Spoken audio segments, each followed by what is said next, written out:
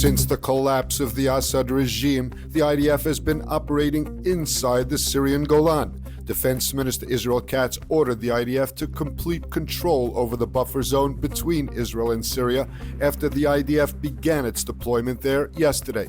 From the air, multiple Air Force strikes are targeting missile depots, air defenses, and chemical sites that had belonged to the Syrian armed forces. Israel is destroying the sites out of concern that the arms could fall into the hands of hostile groups.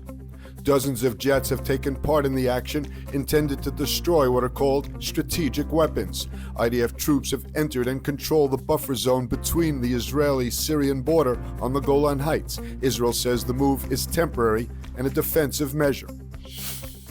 Syrian rebel leader Abu Mohammed al-Julani has arrived in Damascus following the ouster of President Bashar al-Assad yesterday. The Hayat Tahrir al-Sham rebel leader and his insurgent force are in control and are in the process of creating an interim government in the Syrian capital. In initial comments, al-Julani has indicated that Syria will be democratic, inclusive for all ethnic groups, and seeks peaceful relations with its neighbors. In recent years, al-Julani shed his image as a hardline Islamic terrorist and speaks of building state institutions and decentralizing power to reflect Syrian diversity. According to reports from Moscow, al-Assad and his family have been granted asylum in Russia.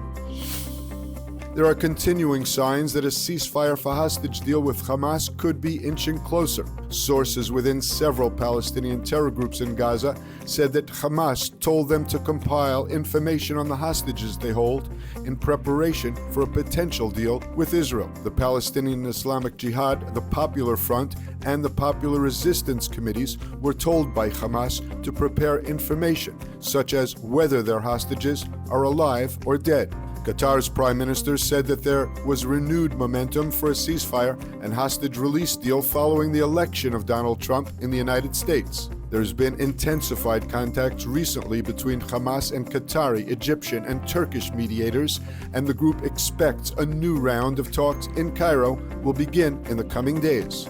Meanwhile, Prime Minister Netanyahu met with hostage families and told them that the fall of the Assad regime in Syria could help advance a deal to bring back the Israeli hostages from Gaza.